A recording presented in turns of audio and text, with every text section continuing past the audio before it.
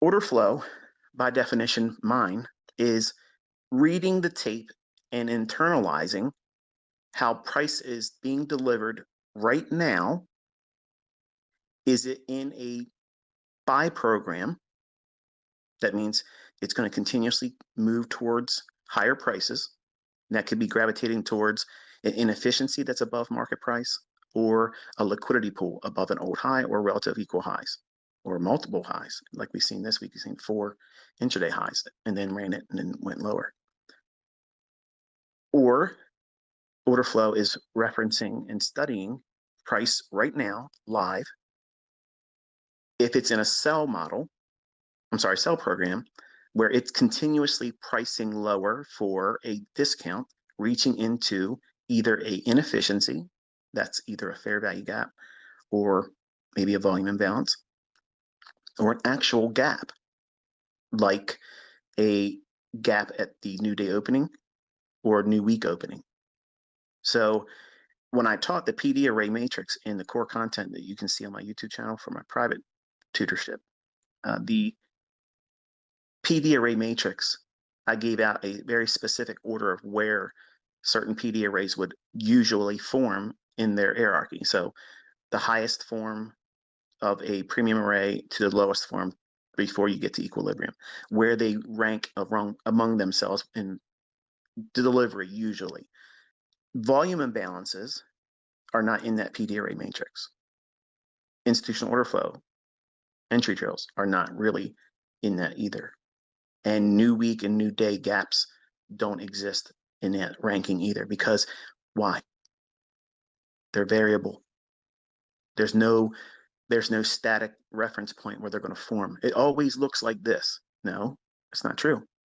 But in a price run from an old high down to an old low, in that range, if you're working your way back up, the PD arrays form exactly like the PD array matrix I gave you in that core content. And you learn that in month 5 content, in case you're wondering where that's at. But volume imbalances can occur anywhere in a price run. There's no hierarchy. There's no importance of it forming above or below a fair value gap or a breaker. It literally can form anywhere. And these gaps, because nobody, not even me, nobody knows where a new day is going to open at 6 p.m. No one knows where the market's going to open up on Sunday.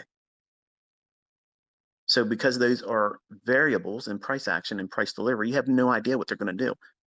You don't know if there's going to be a bomb dropped on some country that's going to cause everybody to wig out and cause all kinds of panic. And that excitement is going to be used. And they'll open the price up extremely far away from the last closing price on Friday. And they will inspire and quote unquote engage and engineer sentiment.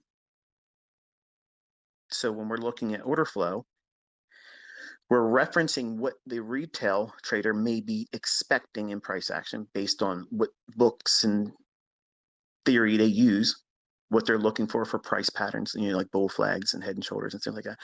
We don't like those patterns. I am teaching you not to draw any affinity for those things, except for taking advantage of being against that principal idea. When there's a wrestling match between smart money and retail price patterns like that, and harmonic patterns and things like that, they will lose. They will lose every single time if it's against a smart money idea. Now, when that wrestling match begins, you may or may not know at that moment that you should be expecting or anticipating it because you're relatively new. That's the benefit of seeing it over my shoulder. When I'm showing my charts and I'm talking over top of it, I'm giving you that 3 decades and 30 years of experience reading price action. But real time, watching price, and as price is moving up, let's go back to that analogy of we're looking for higher prices. Let's assume for that moment. Price is likely to go higher. It's going up to a premium level. It's going to a buy-side liquidity pool. It's obvious the market wants to get up there. It just keeps pressing higher, higher, higher. And what we're looking at for order flow is, do every PD array that I would teach you and what you see me reference in real-time 1-minute charts, Is it providing support? Is it preventing price from going below 3 PD arrays? A buy program where markets are bullish and we're looking for price to continuously deliver. Delivering is constantly booking and printing new higher highs, not higher highs like in thinking like market structure, like you see people teaching market structure, higher highs, higher lows, higher high.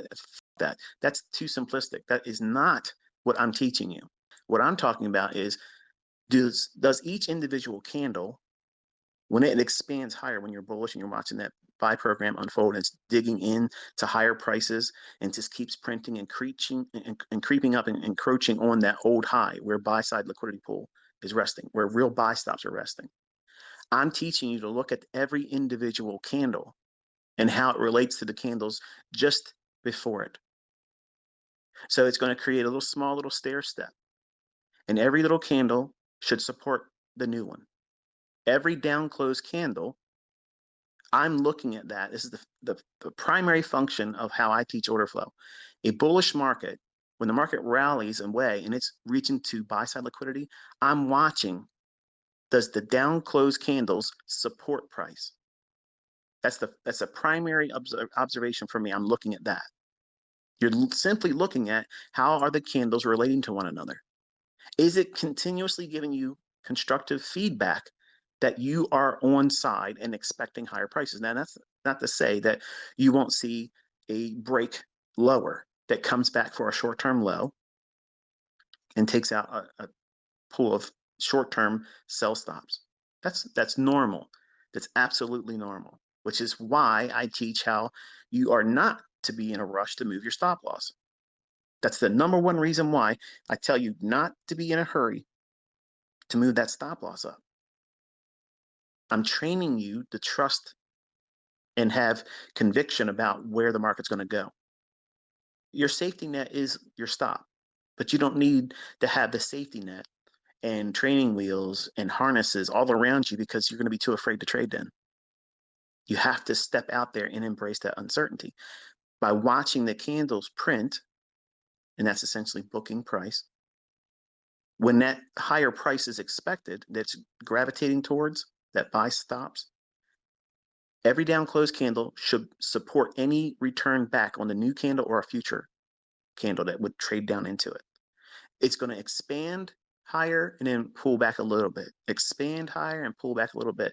And the narrative behind what price is doing, you can read that and internalize how all the real order flow is coming in.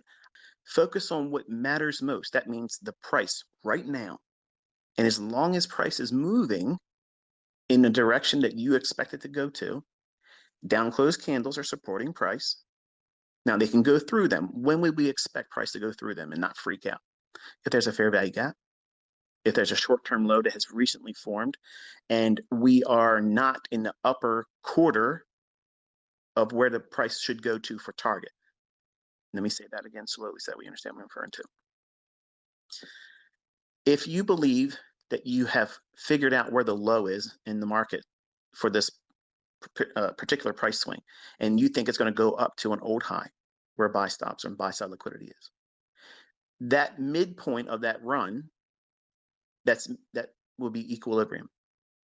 Now that range is not really there yet. You're just implying that that's where it's going to likely go. So therefore, between where you think the beginning point of that run is, the low, you may or may not actually be in the move yet, but assuming that you are or aren't, who cares? The midpoint of that equilibrium price point, at that point or below it, that's where your best buys are going to occur. But now, as soon as we get to the upper quarter of where that target is, you're going to see less likely retracements to a stop that would be below old lows. Like in other words, the market's not likely to go back for sell stops. Now it can,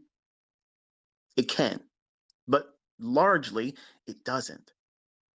And this is getting back to when I was teaching you this week how to, when you're pyramiding and you're adding more to a winning trade and you're building your positions up, as soon as you cross the threshold of the opposing side of that discount to premium or premium to discount range, and we're going to use the the analogy I'm talking here, we are in a buy program. That means they're expecting higher prices. It's going to go to a premium inefficiency fair value gap or an old high to run out stops.